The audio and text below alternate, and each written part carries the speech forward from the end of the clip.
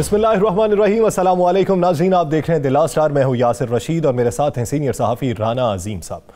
नाज़रीन, आज इस्लामाबाद में इलेक्शन कमीशन ऑफिस के बाहर पीडीएम ने एहतजाज किया। इस एहतजाज में शिरकत के लिए मुल्क के मुख्तलिफ शहरों से लोग वहां पर पहुंचे, रैलियों की सूरत में पहुंचे। पीडीएम की क़यादत वहां पर मौजूद थी। मौलाना फजलुर रहमान, मरियम नवाज, मौलाना अब्दुल गफूर हैदरी, कमर जमान कायरा, एहसन इकबाल और दीगर पार्टी कायदीन भी वहां पर मौजूद थे।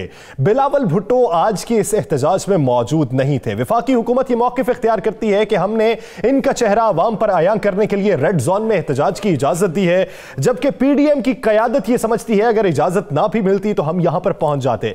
वफाकी हुकूमत का मौक़िफ़ यह है कि आज की अवाम की तादाद से इन्हें शर्म से डूब कर मर जाना चाहिए, जबकि मरियम नवाज खिताब का आगाज इस बात से करती हैं कि कारकुनान को शायद आज इस बात का इदराक था कि आज यहां पर लॉन्ग मार्च के सिलसिले में इस्लामाबाद पहुंचे हैं, तो उनकी नजर में आज तादाद बहुत बड़ी थी।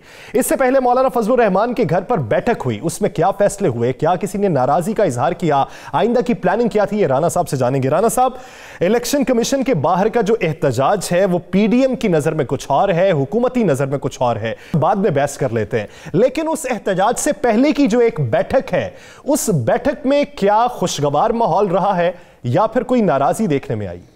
या सर, मैं आपको वो बात बताता हूँ। ये बाहर आपने ज़रा गौर किया कि मौलाना फजलुर रहमान साहब जब उस इजलास से बाहर आए, सर उनकी बॉडी लैंग्वेज आपने देखी। एक सहाफ़ी ने सवाल भी किया, उनकी बॉडी लैंग्वेज तो पिछले कई दिनों से वही आज के एहतजाज हम किसको मजबूत करने के लिए कर रहे हैं? क्या आज के एहतजाज के बाद भी अगर इलेक्शन कमीशन के फैसले वो ही रहे, अगर इलेक्शन कमीशन ने हम इस पर कोई असर ना लिया, तो उसके बाद हम कहाँ खड़े हैं? आज के एहतजाज के बाद हमारी पोजीशन क्या होगी कि एक बड़ी सियासी जमात इसमें शामिल नहीं है, उसकी लीडरशिप तो आ गई लेकिन उसकी कारकुन की तादाद ना होने के बराबर है, तो जिस पर अंदर तलखी हो जाती है। अब फिर एक बलोचिस्तान से तल्लक रखने वाला बड़ा तगड़ा शख्स वहाँ पे बोलता है, वो कहता है जनाब मौलाना साहब ये तो मुझे बता दें, आप भी बता दें और मरियम बीबी भी बता दें कि क्या हम हुकूमत को गिरा लेंगे, और अगर हम हुकूमत को गिरा लेंगे तो उसके बाद क्या हम हुकूमत संभाल सकेंगे? तो ये आपको मुसद्दक़ का बात कह रहा हूँ, तो वहाँ पर यह बात निकलती है और ये मौलाना साहब के मुंह से भी निकल जाती है कि हम इस पोजीशन में नहीं है कि हुकूमत चलाएं, और इस पोजीशन में जो भी हुकूमत चलाएगा, जो छोड़ के जाएगा वो हीरो बन जाएगा। इतने बड़े इत्तेहादी एक टीम बना भी नहीं सकते? कौन सी टीम?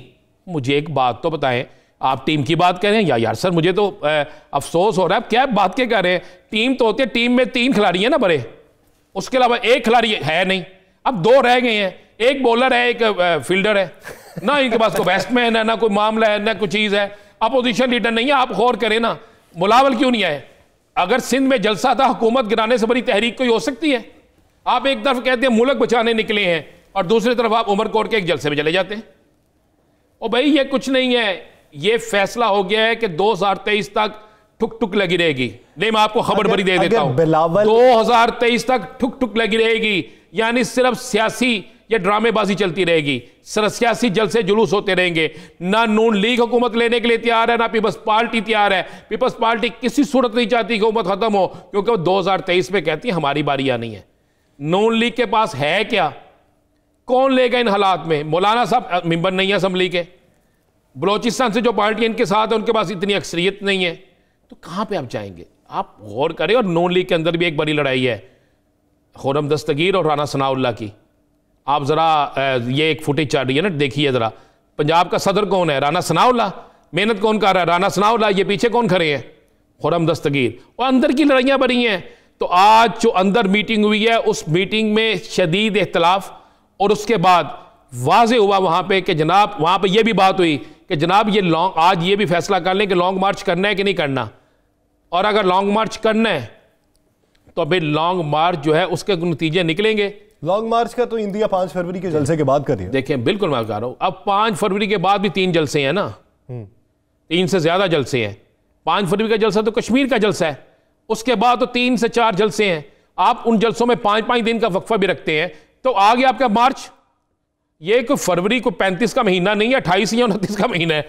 उसके बाद आ गया मार्च, मार्च में आ गया इलेक्शन। आप अपने परिंदों को संभालेंगे या जलसे जुलूसों में जाएंगे?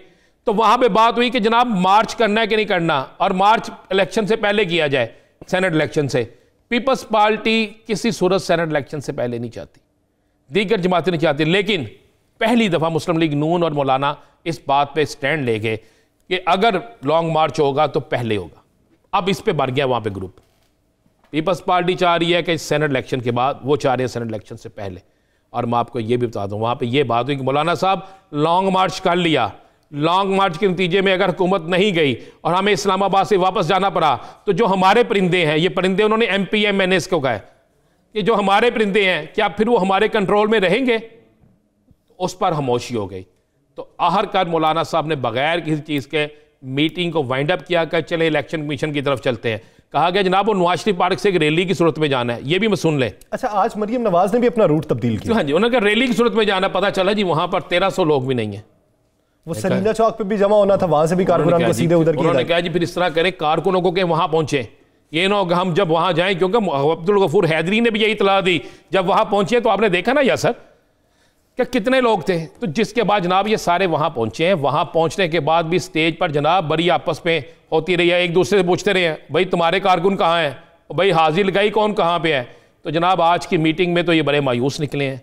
मायूसी के बाद वो प्रेस कॉन्फ्रेंस आप देख लें, उसके बाद आप खताब देखें, क्या इस पूरे खताब में जो खताबात हुए हैं कोई ऐसी चीज़ आपको नज़र आई है, कोई ऐसी डेडलाइन नज़र आई है, कोई ऐसी चीज़ जिससे आप ये अंदाज़ा लगा लें कि जिस मकसद के लिए इन्होंने कहा था कि जनाब हम जाएंगे वहाँ और ये ऐसे नहीं ऐसे कर देंगे हुकूमत। मुझे तो आज इस तरह लगा है यासर कि आज हुकूमत को मजीद मजबूत करने के लिए एहतजाज किया गया। जैसे कि नून लीग और मौलाना जो है वो सेनेट इलेक्शन से पहले लॉन्ग मार्च के लिए बज़िद हैं। अच्छा, लॉन्ग मार्च का फैसला अभी हुआ नहीं, उसको छोड़ देते हैं। सेनेट इलेक्शन के बाद की PDM की हिकमत अमली क्या तय पाई? अपने अपने घर जाओ, ये बड़ी गेम है। मैं आपको बिल्कुल ये ठीक कह रहा हूं। सेनेट के इलेक्शन के बाद होगा जनाब अपना अपना घर संभालो, ये लिख लीजिएगा। सेनेट का इलेक्शन हो गया, उसके बाद ये क्या करेंगे, क्या करेंगे ना मुझे बता दें। सेनेट के इलेक्शन पे प्रेशर डालने के लिए सेनेट में अक्सरियत आ गई, एक जमात की, दूसरी जमात दूसरे नंबर पे आ गई, एक जमात तीसरे नंबर पे आ गई। कुछ लोगों के वो दिल के अरमा आंसुओं में बह गए, कुछ लोग बेचारे इसी तरह फारिग हो जाएंगे। उसके बाद इन चक्रों में हों कि अक्सरियत अगर बन जाती है, अगर मजमुआ ठीक हो जाता है तो तहरीक अदम एतमाद भी तो आ ही सकती है। किसके खिलाफ आएगी, क्यों लाएंगे? मतलब मौलाना फजल रहमान सेनेट के भी इलेक्शन नहीं जीते अगर खुद चले, एक ये लगा लें। एक तो आपने कहा ना कि अक्सरियत होगी, अगर अक्सरियत नहीं होती तो फिर किधर जाएंगे? खामोशी बनती। तो खामोशी के बाद क्या होता है, अपने अपने घर जाएं, फिर इनकी होगी आपस में लड़ाई शुरू। वो लड़ाई इतनी खौफनाक होगी जिसकी इंतहा कोई नहीं। अच्छा, इन नए तहफ़्फ़ुज़ात का सदबाब क्या होगा? नए तहफ़्फ़ुज़ात इनके आपस में जो फटा, आपको एक तो मौलाना साहब सख्त नाला है कि जनाब बात यह है कि इलेक्शन इनके जहन में था कि गवर्नमेंट इस पर इंटरफेरेंस करेगी ज़िमनी इलेक्शन में, सिंध वाले इलेक्शन में, और इलेक्शन कमीशन को मज़ीद मुतनासिब बनाएंगे। बड़ी बेहतरीन हिकमत अमली, उन्होंने कहा जो जीतता उसे जीतने दो, कोई इस पर ऐसा ना करो। अब उससे मौलाना साहब को एक खेलने का और मौका ज़ाया हो गया। अब नए तहफ़्फ़ुज़ात जो मौलाना साहब को हैं वो ये हैं कि पीपल्स पार्टी उनसे हाथ कर रही है, मुस्लिम लीग नून जो है वो अपना मकसद निकालना चाहती है। आप कल गौर करें ना, मियाँ नवाज शरीफ ने जो कल खिताब फरमाया था ब्रॉडशीट के हवाले से, आपने सुना होगा जी जी। उसमें उनका लहजे में आपने देखा कई चीज़ें कम थी। आज मैंने पहले भी प्रोग्राम में कहा था कुछ चीज़ें वो भी बहुत ज़्यादा। हाँ, मैंने आपसे कहा था कि कुछ जो है ना नेटवर्क तब्दील हो रहा है ये ना काफी। राना साहब, आपकी नजर में ये तहफ़्फ़ुज़ात है, अभी कुछ फैसला तो कर नहीं सके, लेकिन अब आगे बढ़ते हैं और बात कर लेते हैं कि एक तो ज़ाहिरी एक्ट है, लेकिन पसे पर्दा जो रवाबित जारी है, गैर मुल्की सुफरा से जो राब्ते किए हैं, उनसे क्या बातचीत हुई है, उनको क्या यकीन दहानी करवाई गई या उनसे क्या वादे और दावे लिए गए, उस पर बात कर लेते हैं। बड़ी खबरें हैं अंदर की है कि गैर मुल्की सुफरा से इन्होंने राब्ते किए हैं, तो कितने मुल्क ऐसे हैं जिनके सुफरा से राब्ते किए हैं और किस नौइयत के राब्ते हैं? देखिए जी, इन्होंने ये अब सिलसिला शुरू किया है कि इन्होंने कहा हम गैर मुल्की सुफरा से राब्ते करें, उन्हें लेटर लिखें और वो लेटर जो है ना वो लिखा जाए इस हुकूमत के ख़िलाफ़। उस पर उन्हें बताया जाए कि पाकिस्तान के अंदर जमहूरियत या पाकिस्तान के अंदर आपके ममालिक से तल्लुक़ात सिर्फ हमारी वजह से ठीक हो सकते हैं, और उन्हें लिखा जाए कि पाकिस्तान की अक्सरियत जमहूरी जमातें जो हैं वो इस मुल्क के जो निज़ाम है उसके ख़िलाफ़ हैं। यहाँ पे धांधली हुई है, यहाँ पे करप्शन हुई है, यहाँ पे फलाह हुआ है, ये एक ना फ़ज़ा बनाने की कोशिश की जा रही है। और मैं आपको बताऊँ, मौलाना फजल रहमान साहब ने अपने ज़िम्मे 4 इस्लामी ममालिक की ज़िम्मेदारी दी। वो बराह रास्त खुद करेंगे या सहूलतकारी का जो फराइज है वो कोई और अंजाम दो जगह पे तो खुद मिलेंगे, वो आपको अगले 2-4 दिन में नजर आ जाएगा। बाकी जगह पे सहूलतकारी होगी उसमें। और एक ऐसा मुल्क जिस पे ज़ाहिर मौलाना साहब उसके हवाले से कोई अच्छा नहीं रखते तासर, लेकिन वहाँ पे भी उनके एक बड़े करीबी साथी मुलाकात करने के लिए लेटर लिख चुके हैं। और मैं आपको बता दूँ ये लेटर लिखे जा रहे हैं। और मैं आपको ये भी बता दूँ, ये मैं आपको एक बड़ी खौफनाक इतला दे दूँ कि ये भी डिस्कस हुआ है कि उनमें से 3 ऐसे ममालिक जो पाकिस्तान के अंदर दहशत गर्दी में मुलव्वस हैं बिलावास्ता बिलवास्ता, जिनकी फंडिंग है, उन मुल्कों के सफरा से भी राब्ते किए जाए, उनकी मदद से जो सुपर पावर्स हैं उनकी सपोर्ट ली जाए ताकि एक इंटरनेशनल प्रेशर पड़े। अब प्रेशर किस लिए पड़ना है? नैब के मुकदमात के हवाले से प्रेशर पड़ना है जी मुल्क में अदम इस्तेकाम से बचने के लिए सियासी क़यादत जो है इन पर जो मुकदमात हैं इनको स्लो कर दिया जाए या ख़त्म कर दिया जाए।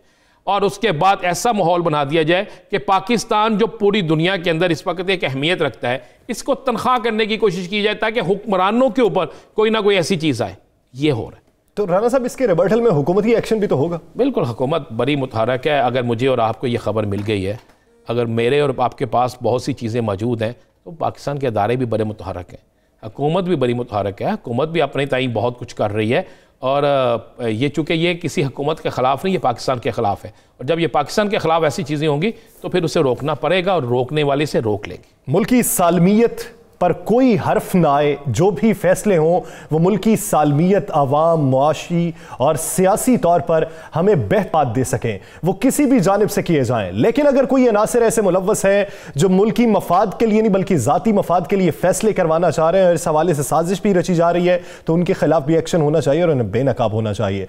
नाज़रीन, दीगर इश्यूज़ पर बात करेंगे एक शॉर्ट ब्रेक के बाद। Stay with us.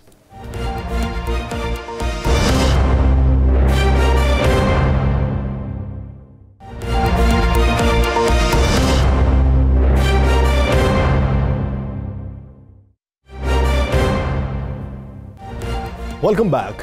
नाज़रीन, बात करेंगे इस्लामाबाद की, जहां पर सियासी दर्जा हरारत बढ़ने लगा है। कतई नजर इसके कि पार्लियामेंट का जो फोरम है वहां पर कितनी बात होती है, लेकिन सड़कों पर अब फिर से सियासत होने लगी है। रेड जोन में एहतजाज की इजाजत दी गई और वफाकी हुकूमत की जानिब से यह मौक़िफ़ इख्तियार किया गया कि आज से पहले किसी को रेड जोन में एहतजाज की इजाजत नहीं दी। ये एक बाकायदा तौर पर फेवर थी, जबकि PDM की जानिब से यह मौक़िफ़ अपनाया गया कि अगर यह फेवर ना भी दी जाती, रास्ते ब्लॉक किए जाते, कंटेनर लगाए जाते, तो उठा बाहर फेंकते।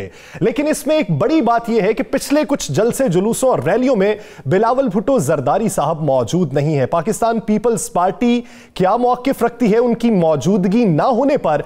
PDM क़यादत क्या मौक़िफ़ रखती है? इसी पर बात करने के लिए पाकिस्तान पीपल्स पार्टी की रहनुमा शहला रजा साहिबा ने हमें ज्वाइन किया है। शहला साहिबा, बहुत शुक्रिया आपके वक्त का। शहला साहिबा, इस पे बाद में बात कर लेंगे कि बिलावल भुट्टो जरदारी साहब क्यों नहीं जलसे जुलूसों में या फिर इजलासों में शिरकत कर रहे। क्या आप ये समझती हैं कि इन जलसे जुलूसों से या एहतजाज से हुकूमत पर कोई फर्क पड़ने वाला है? देखिए, अगर हुकूमत ये समझ रही है कि वो बैसाखियों पे खड़ी रहेगी और उससे फर्क नहीं पड़ेगा, तो ऐसी बात नहीं है।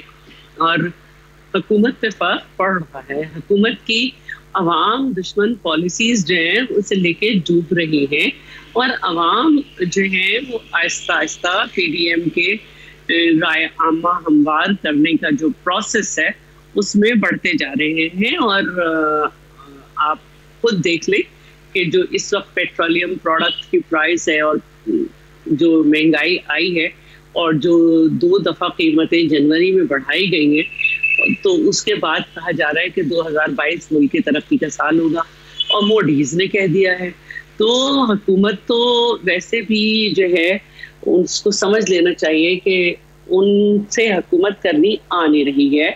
अगर मैं सिर्फ एक ही बात कहूँगी, अगर कोई हुकूमत ये समझती है कि वो हर 10-15 दिन के बाद या 20 दिन के बाद एक फीलर छोड़ेगी और शाम के प्रोग्राम उस पर कराकर और 45 तर्जुमान को बुलवा कर कोई राय आमा हमवार कर लेगी, तो ये उसकी गलती है। ये उसकी गलती है, क्योंकि या तो वो हुकूमत ऐसी होती कि आवाम को बुनियादी ज़रूरियात जो हैं उनकी पहुंच में होती है और आवाम को 2 वक्त की रोटी तो मिल जाती, 3 वक्त की नहीं। तो ये सूरत हाल है कि आवाम जो है खुद इनसे बेजार हैं और इनकी रुखसती का इंतज़ार कर रहे हैं। चेहरा साहब, आपने कहा कि अवाम इनसे बेजार है, इनकी रुखसती का इंतज़ार कर रहे हैं। आप क्या समझते हैं हुकूमत की रुखसती कब तक मुमकिन है? क्या ये जो आज इलेक्शन कमीशन के ऑफिस के बाहर एहतजाज था, इससे अपोजिशन को क्या हासिल हुआ? ऑपोजिशन असल में यही कह रही है कि ये जो बैसाखियां हैं जो इनके लिए इनके कंधों के नीचे रखी हुई हैं कि इनके खिलाफ ना नैब की कोई अस्कुत नोटिस केस होता है और ना ही इनके केसेस चलते हैं और ना ही इनके लोग गिरफ्तार होते हैं। इसी तरह जो इलेक्शन कमीशन है वो 6 साल से इनके केस को लिए बैठा है और खुद इमरान साहब के लोग आजकल जो है एक न्यू टर्मिनोलॉजी यूज कर रहे हैं, लीगल रेमेडी। तो जब दूसरे लोग as a speaker Ayaz Sadiq जो हैं वो स्टे लेते थे, तारीख पढ़वाते थे या कोई लीगल वे करते थे, तो वो इन्हें बहुत बुरा लगता था। ये कहते थे अयाज स्टे के पीछे छुप रहा है। अपने वक्त में ये ऐलान किया करते थे कि जब खान आएगा तो ऐसा नहीं होगा कि अदालतें लगेंगी, बहुत दिनों तक जाएंगे, बल्कि ये होगा कि खान बुलाएगा जजिस को और कहेगा ये आदमी है, इसका पहला देखो अकाउंट क्या था, अब अकाउंट क्या है, बस हिसाब बराबर। इस तरह से लोग हिसाब लेके बैठ जाएंगे और उसको लटका देंगे। तो आपने मासूम लोगों के जहन से कुछ इलाकों में जरूर खेला। और आप क्या समझती हैं फॉरेन फंडिंग केस के अगर मुहर्रिकात देखे जाएं, मुज़मिरात देखे जाएं और उसी के मुताबिक उसकी प्रोसीडिंग हो और उसी पर फैसला किया जाए और तमाम जमातें, पाकिस्तान तहरीक इंसाफ पीपी, जितनी भी जमातें हैं वो अपनी फंडिंग का हिसाब दें, तो उससे पाकिस्तान की सियासत पर क्या असरात पड़ेंगे? अच्छा देखिए, मैं समझती हूँ कि ये इलेक्शन कमीशन का काम है और कि वो तमाम पार्टीज के लिए स्क्रूटनी कमेटी जो है उसको जो है फाल करे और वो अपना एक सिलसिला जारी रखे। ना सिर्फ स्क्रूटनी हो पार्टीज फंडिंग की, बल्कि जो हम सबका एक तरीका है कि जो हम टैक्स रिटर्न वगैरह दाखिल करते हैं उनको अच्छी तरह से देखें। ये एक उनका काम है। लेकिन अगर उनसे ये कहा जाए कि हमारी चीज पब्लिक ना करें, हमारी चीज सीक्रेट करें, उनके ऊपर दबाव डाला जाए, उनसे हुकूमत के लोग ऐसे वक्तों में मिलें जब इतनी क्रिटिकल मोड़ पे उनका केस पहुंच जाए, तो मैं इसको ये समझती हूँ कि ये गलत है। और फंडिंग में और फॉरेन फंडिंग में उन लोगों की फंडिंग जो कि पाकिस्तानी शहरियत नहीं रखते, बाहर मौजूद हैं और उन्होंने आपको दिया है, उसमें बहुत फर्क होता है। और फिर उस फॉरेन फंडिंग में जो ऐसे कंट्रीज जो आपसे, जिनके आपके कभी ताल्लुकात अच्छे नहीं रहे, उनके लोगों के नाम नुमाया हो, उनकी पार्टीज नुमाया हो, वो उस वक्त उन ममालिक में गवर्निंग पार्टीज हो, तो मैं समझती हूँ कि पाकिस्तान की खारजा पॉलिसी जो है वो डायरेक्टली हिट हो रही है। और शैला साहब, आपने बड़ी अच्छी बात की, आपने बात की कि बिल्कुल ऐसा होना चाहिए, ये बिल्कुल चीज़ें सामने आनी चाहिए। उसी इलेक्शन कमीशन जिसको आज कठपुतली कहा गया, जिसके बाहर आज बड़ी सख्त तकारीर की गई, उसी इलेक्शन कमीशन का एक रोज़ पहले आपके सिंध के अंदर इलेक्शन उसी इलेक्शन कमीशन ने करवाया, तो वो इलेक्शन क्या दुरुस्त था? आपको उस पर एतबार है? और दूसरा सिर्फ ये बता दें कि बिल्कुल गैर मुल्की फंडिंग और गैर मुल्की पैसा किसी को देना या जो आपके मुल्क के खिलाफ है उससे पैसा लेना, ये दोनों चीज़ें बड़ी गलत हैं। तो आप ही की लीडर ने, मोहतरमा शहीद साहिबा ने, उसामा बिन लादन को पैसे देने के हवाले से इल्ज़ाम लगाया था मियां मोहम्मद नवाज शरीफ पर, तो अब आप उसको किस नज़र से देखती हैं? अच्छा, मैं दोनों का जवाब देती हूँ। देखिए, अगर अरबाब गुलाम रहीम जो हार गए हैं उनको अपने रिजल्ट पर इतराज है, तो उनको इलेक्शन कमीशन में जाना चाहिए और इलेक्शन कमीशन को अपनी कार्रवाई करनी चाहिए। ये एक कैंडिडेट का राइट है।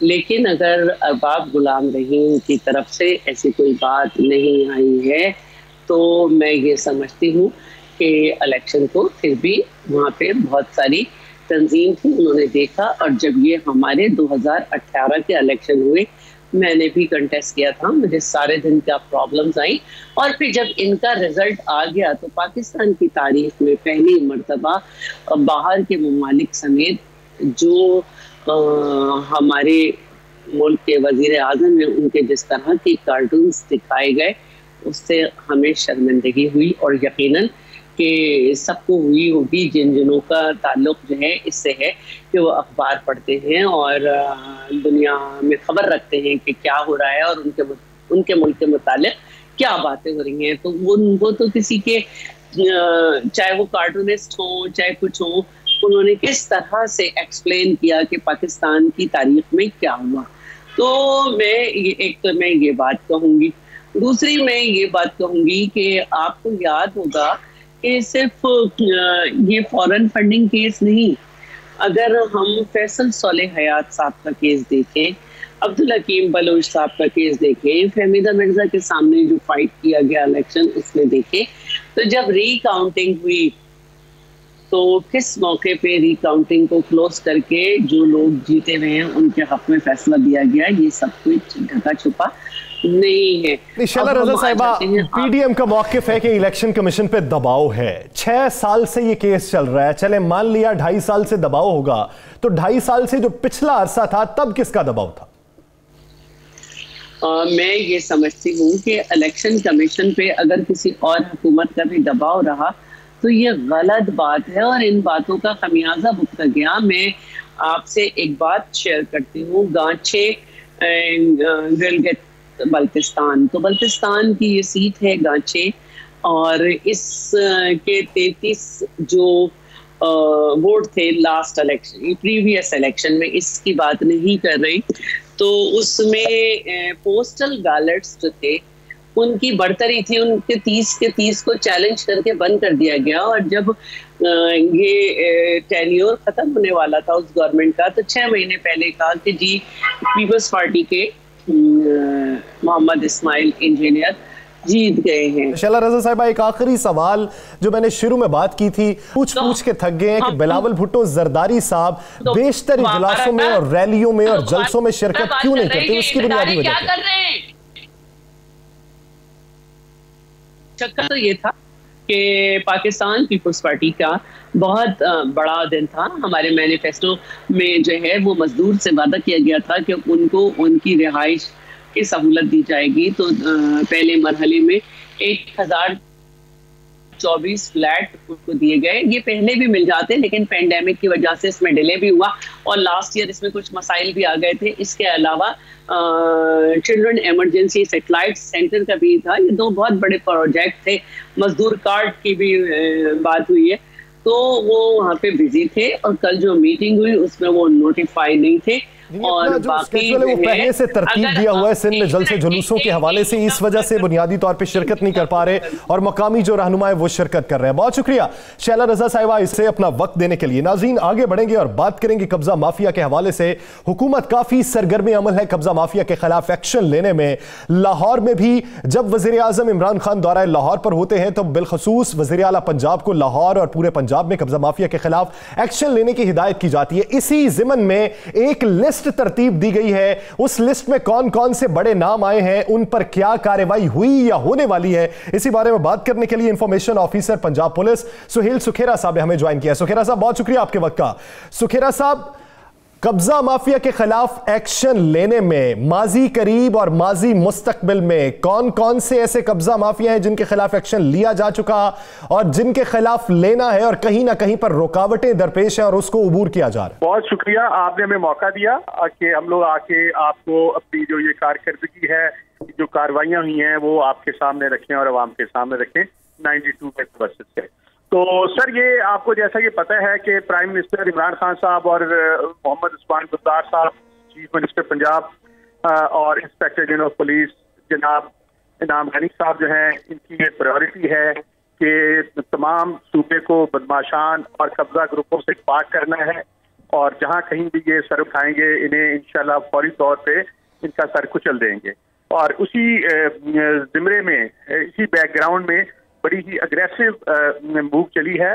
सीसीपी लाहौर जो हैं गुलाम महमूद डोगर साहब, उन्होंने भी ये रिसेंटली एक बहुत ही अग्रेसिव स्टेप लिए हैं और जितने भी कब्जा माफिया ग्रुप्स थे या जो इरिटेंट्स थे, वैगनर्स थे, जो एक आम शरीफ शहरी को तंग कर रहे थे और उनको प्रेशराइज करके उनकी प्रॉपर्टीज छीनते हैं, उनके खिलाफ एक भरपूर एक्शन लिया गया है।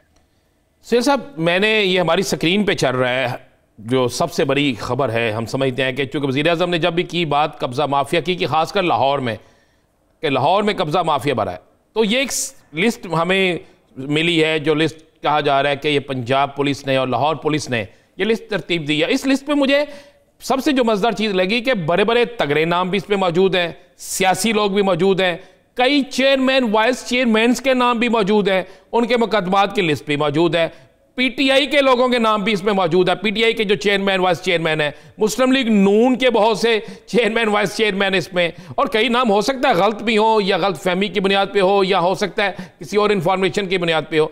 तो ये जितने नाम है, जिसमें पहले नंबर पे आपके कैंट डिफेंस डिवीजन आ रहा है, कैंट और डिफेंस, उसके बाद सिटी डिवीजन आ रहा है, तो इतने बड़े बड़े नाम, और ये सारे वो लोग हैं जिनके किसी ना किसी सियासी जमात से रवाबत हैं।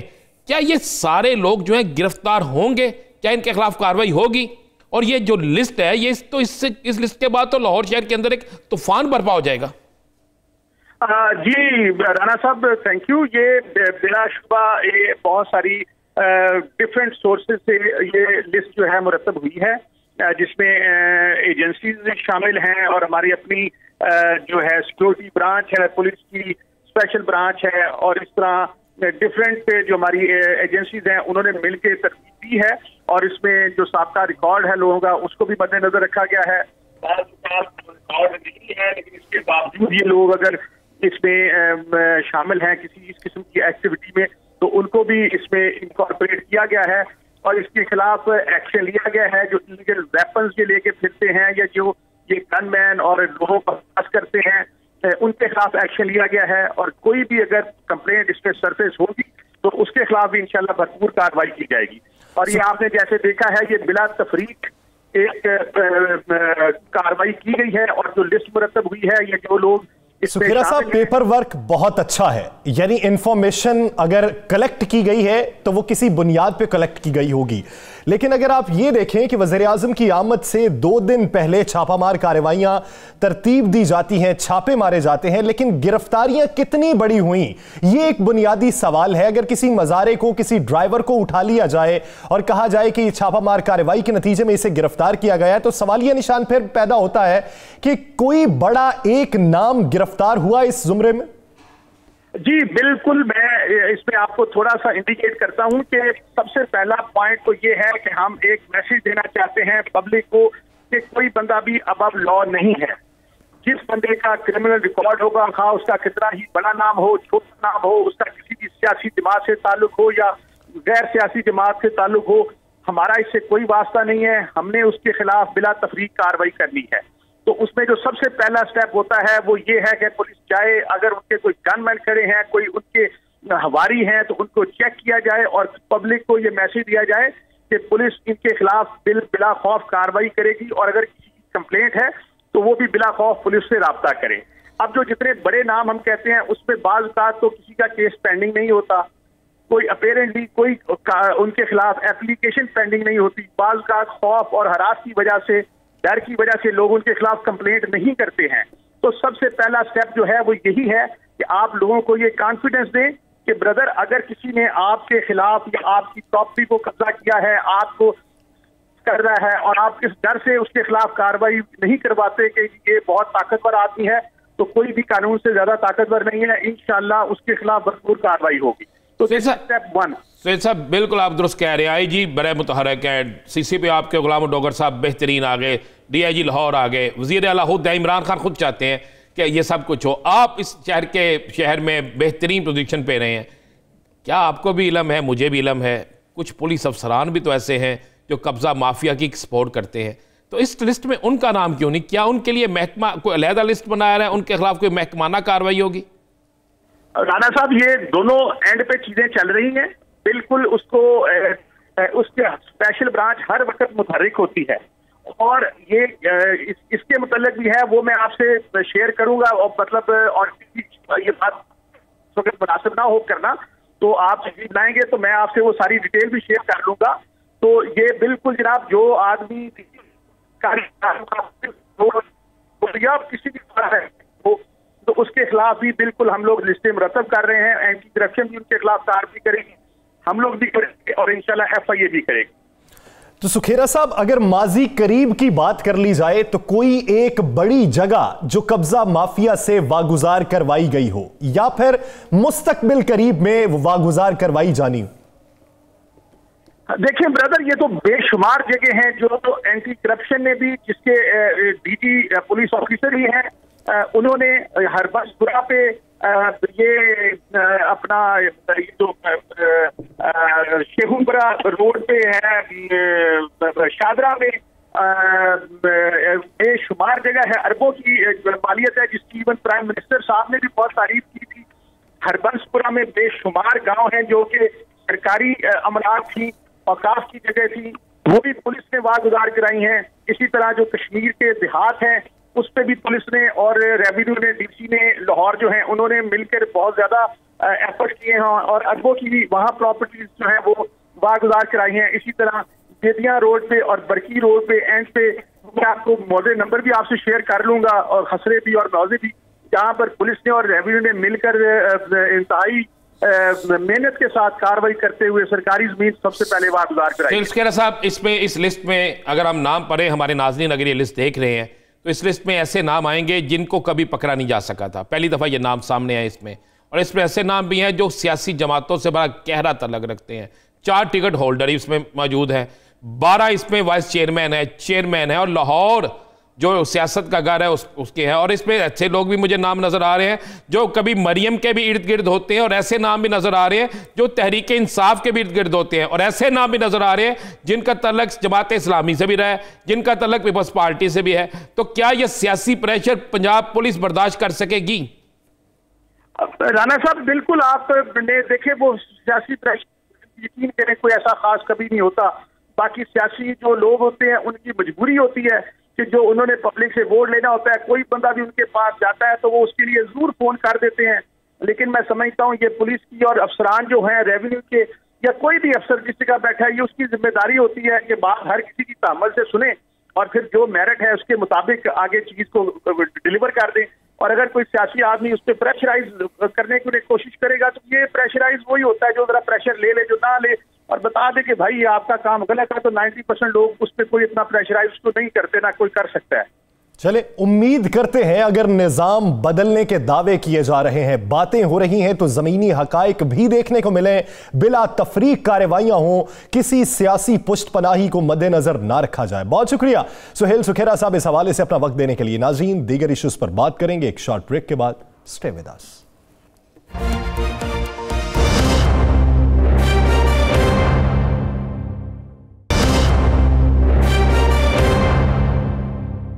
Welcome back. नाज़रीन, आज के एहतजाज पर हुकूमत का रद्द अमल क्या है? हुकूमत क्या सोच रही है? क्या प्लानिंग की जा रही है? क्या हुकूमत पर PDM का कोई दबाव है? इसी बारे में बात करने के लिए वज़ीर आज़म के मुआविन खुसूसी अली नवाज आवान साहब ने हमें ज्वाइन किया है। अली नवाज साहब, बहुत शुक्रिया आपके वक्त का। अली नवाज साहब, आज PDM तो कहती है कि फ़कीदुल मिसाल एहतजाज था, हुकूमत को समझ जाना चाहिए, होश के नाखून लेना चाहिए, तो क्या आप समझते हैं कि रेड जोन में पहली बार एहतजाज की इजाजत देना, ये इनायात इन पे क्यों की जा रही हैं जब आपकी हुकूमत इन्हें चोरों और ठगों का टोला समझती? देखें, वो बड़ा अच्छा एहतजाज किया उन्होंने आज, और उन्होंने कहा है इलेक्शन कमीशन को कि भाई हम तरीके इंसाफ इतने अरसे से कह रही है कि नून लीग के, पीपल्स पार्टी के जो आपने स्क्रूटनी करनी है सुप्रीम कोर्ट के ऑर्डर्स के ऊपर, उसका रिजल्ट फौरन आना चाहिए। क्योंकि देखें ना, तरीके इंसाफ ने तो 40,000 डोनर्स की अपनी लिस्ट दे दी है, तरीके इंसाफ ने तो अपने सारे जराए बता दिए हैं, जहां उनका इस्तेमाल किया है वो बता दिया है। उन्होंने कहा जहां पीपल्स पार्टी और नून लीग और JUI तो खैर मावराए कानून जमात है, वो तो कहते हैं हम तो मावराए कानून हैं, और जो जमातें मानती हैं इस कानून को, उन्होंने कहा कि जी हमारा फिलफौर हमें बताया जाए कि जी हमारा क्या रिजल्ट है, हमारा डिसीजन दिया जाए। बहुत अच्छा है, उन्होंने एहतजाज किया और बिल्कुल उनको करना चाहिए था। एक जरदारी साहब के खिलाफ एहतजाज था, एक नवाज शरीफ साहब के खिलाफ एहतजाज था, बिल्कुल ठीक है, एहतजाज किया चाहिए। अली नवाज अवान साहब आज आए, आपने इनको फ्री हैंड दिया, वहां तक पहुंचे, रेड जोन में गए, एहतजाज किया, जलसा किया, वापस चले गए। क्या लॉन्ग मार्च पे भी आप इनको इसी तरह सहूलत देंगे, इसी तरह उन्हें आने की इजाजत देंगे, चाहे वो पार्लियामेंट हाउस के बाहर बैठ जाएं, चाहे वो किसी और जगह चले जाएं? देखिए आपने बात बिल्कुल ठीक की है। देखिए तरीके इंसाफ ने बहुत एहतजाज किए, मुझे याद है इलेक्शन कमीशन के सामने भी हमने एहतजाज किए, हमने पार्लियामेंट के सामने भी एहतजाज किए। और हमारा था क्या मौक़िफ़ कि 4 हल्के हैं उनको खोला जाए ताकि आइंदा जो इलेक्शंस हो ट्रांसपेरेंट हो और कोई ऐसा काम ना हो जिसपे कोई जमात ये कह सके कि ये इलेक्शन रिग हुए। तो हमने उसके ऊपर एहतजाज किए और हमने सारी बात की, उस पर कमीशन बना और उसका जो नताइज आए हमने उसको एक्सेप्ट किया। अब इनका समझ नहीं आ रही है, कभी कहते हैं कि हमने इस्तीफे देने हैं, कभी कहते हैं आर या पार करना है। एक लीडर कहता है मैं टांग मार के गवर्नमेंट गिरा दूंगा, एक लीडर कहती हैं कि ऊपर इस्तीफे मारेंगे, उसके बाद डेडलाइन, लॉन्ग मार्च। ये देखिए एहतजाज करना सारा का सारा हक है ऑपोजिशन का और हम हमेशा लॉ करेंगे। जैसे आपने पिछले साल देखा होगा मौलाना फजल रहमान साहब आए थे, उनको प्रॉपर जगह दी गई, फैसिलिटेट किया गया, वो अपना बैठे, उन्होंने एहतजाज किया, वो चले गए। उसके बाद उन्होंने एहतजाज किया, जब हमारी गवर्नमेंट बनी हमने कमेटी बना दी। अब फिर वो इंसिस्ट कर रहे हैं कि एहतजाज करना, तो मोस्ट वेलकम जी। हम तो ये कह रहे हैं जब मर्जी आए, कल आए, परसों आए, तरसों आए, चाहे इनको पिंडी वाले पिला देंगे, पानी हम पिला देंगे इस्लामाबाद। अली नवाज साहब, आज लाहौर हाई कोर्ट में भी समाअत हुई इसी हवाले से आज के एहतजाज को लेकर। उसमें जो पंजाब हुकूमत ने जवाब जमा करवाया उनके मुताबिक तो डीसी इस्लामाबाद ने आज के एहतजाज की इजाजत नहीं दी। लेकिन फिर मैं आपको एक बात बताता हूँ। देखिए कोरोना वबा पूरी दुनिया में फैली हुई है और इस चीज को डील करी है एनसीओसी और एनसीओसी की पूरी तरह डायरेक्शंस हैं पूरे पाकिस्तान के अंदर कि इस वबा के अंदर किसी तरह का भी एहतजाज हो, रैली हो या गवर्नमेंट की तरफ से इवन कि कोई भी इज्तिमा हो, उसको एक उन्होंने स्पेसिफिक कर दिया है 300, 400, 500 लोगों की हद तक। उसके अंदर उन्होंने बता दिया है कि किस तरह का आपने सोशल डिस्टेंसिंग करनी है। उसके बाद अगर आप 3, 4, 500 लोग हैं और सोशल डिस्टेंसिंग कर सकते हैं, इस तरह का माहौल अरेंज कर सकते हैं, तो आपको लॉ दिया किया। अगर आप एहतजाज करना चाहते हैं, कोई इज्तिमा करना चाहते हैं, कोई रैली करना चाहते हैं, तो उनकी डायरेक्शंस के ऊपर आपको इजाजत नहीं मिल सकती। पर वो फिर आपने पूरे पाकिस्तान में देखा, वो कहते हैं कि जहां एहतजाज होता है, जहां रैली होती है, वहां से कोरोना भाग जाता। इस तरह का ये माइंडसेट लेके चलते हैं, तो ये बिल्कुल इस तरह की बात ठीक है। नवाज साहब आपने इजाजत, चले सरकारी इजाजत नहीं दी, लेकिन वैसे आपने रुकावटें भी खड़ी नहीं की। जिस मसले को लेकर वो खड़े हैं, जो वो चीखते हैं कि जो इलेक्शन में धांधली हुई या इलेक्शन जो है वो बिल्कुल इस तरह का था, सिलेक्टेड था, जो भी वो लेते हैं, तो क्यों नहीं हुकूमत जो है एक कदम आगे जाते हुए कोई खुद अदलिया से दरखास्त कर दे या कोई ऐसी सिस्टम बना दे कि कोई जुडिशल कमीशन बन जाए ताकि उनके जो खदशात हैं उसमें वो पेश करें और ताकि ये फसाद जो है बेहतर हो सके। सर इनके कहने पे ऑलरेडी एक पार्लिमानी कमेटी बन चुकी हुई है और आप भी लिए कि हम थे ना, अगर जब हमने ये एहतजाज किया तो हमने क्या किया, हमने इलेक्शन कमीशन के अंदर गए, दरखास्तें दायर की, उसके ऊपर उनकी हेयरिंग्स के अंदर गए, उनके ऊपर साबित किया उनकी कि इतने % वोट जो बैलेट पेपर छपने चाहिए थे, इतने बैलेट पेपर छपने चाहिए थे, इससे ज्यादा छपे। उनकी जो डिस्ट्रीब्यूशन थी उसके अंदर मसाइल थे, जो थंब इंप्रेशन थे उसके अंदर मसाइल थे, उनकी फीसेस भरी गई। जो कमेटी हमने बनाई है आज तक आके ये बता नहीं पा रहे हमको कि क्या भैया हमें क्या डाउट है कि हमारे लोगों को बाहर निकाल दिया गया, आप उसका प्रूफ दें। आप बता रहे बैलेट पेपर ज्यादा छपे, उसका प्रूफ दे दें। आप ये बता दें कि वो थंब इंप्रेशन का इशू है, हमने इतनी फीसेस जमाई की, हमारा रिजल्ट नहीं आ रहा, हम उसके लिए हाजिर हैं। वो जो कमेटी बनी है परवेज खट्टर की सरबराही में, उसके अंदर उसके इजलास के अंदर शामिल नहीं होते।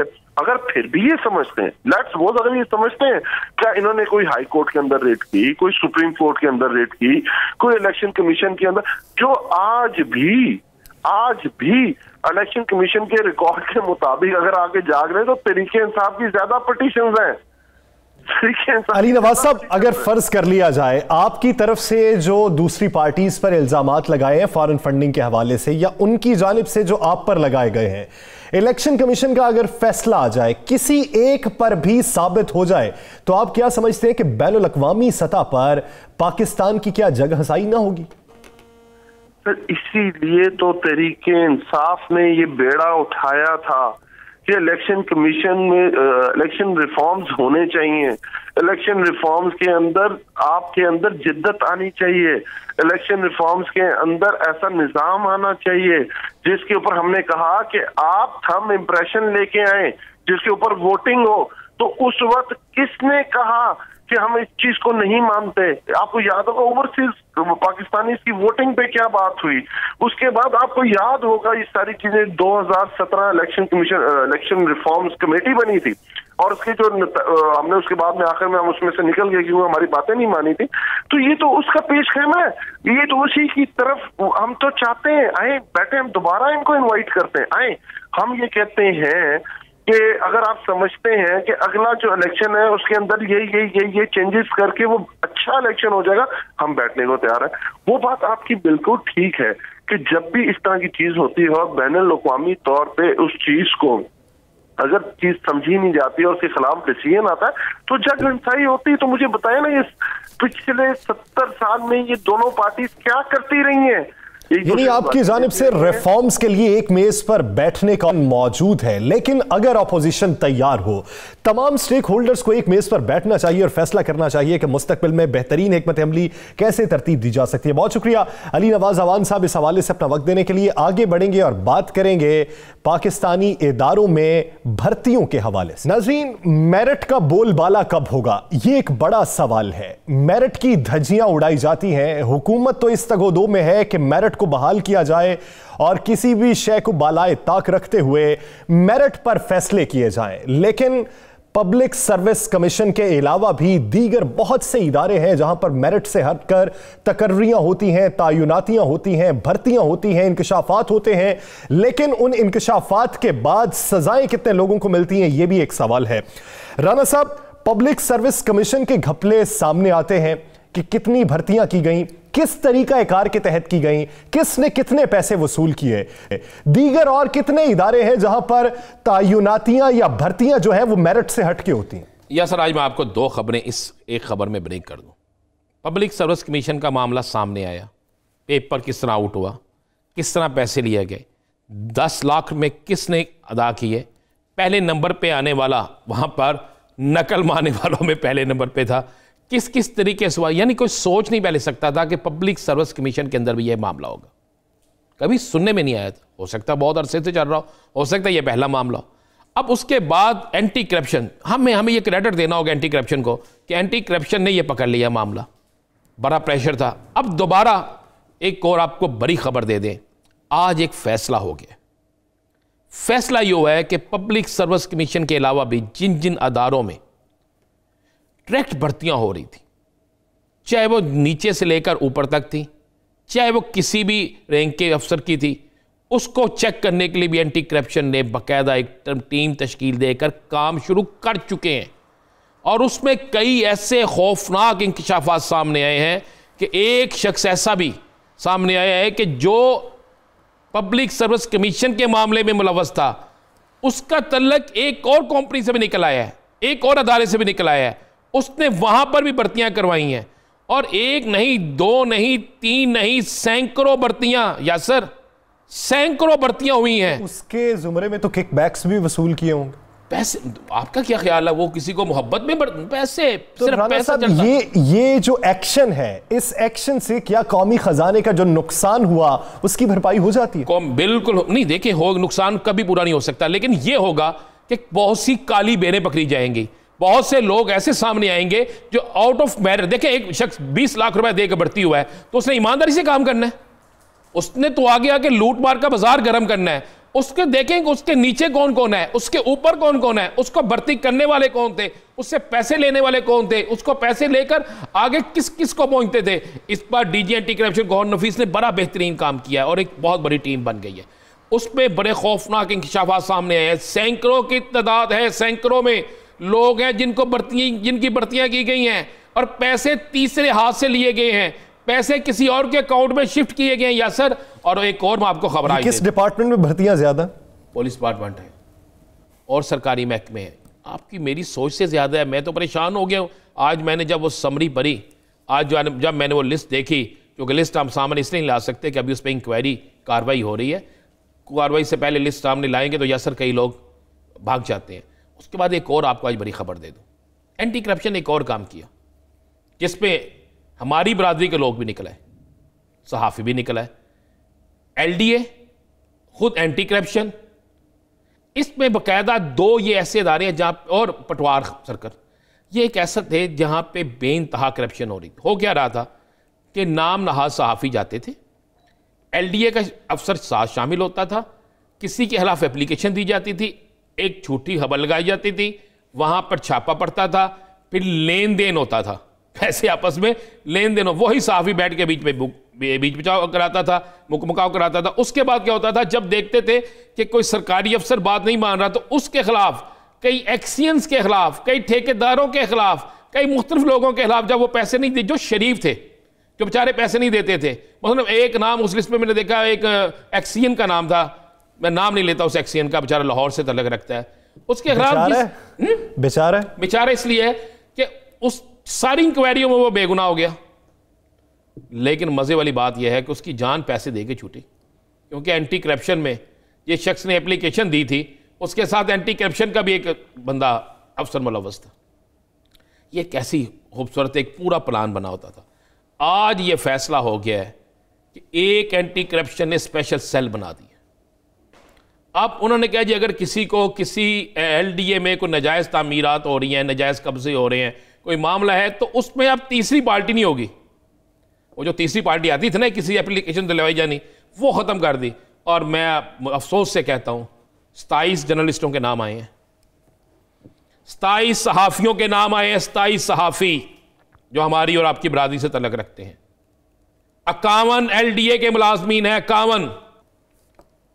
उसके अलावा 16 वो अफराद हैं जिनका एंटी करप्शन से तल्लुक है, और एंटी करप्शन के अंदर बड़े बड़े तगड़े लोग, इसके अलावा दीगर माफिया के लोग, फिर एंटी करप्शन के बाहर बैठा अमला, ये सब है। लेकिन इस पर फिर मैं कहूँगा एंटी करप्शन ने बड़ी तरीके से, DG एंटी करप्शन ने टीम तश्कील दे दी है। इसमें FIA को भी रख रहे हैं, इसमें चंद एक ऐसे इंटेलिजेंस इदारों को भी रख रहे हैं जो इनकी मदद करेंगे।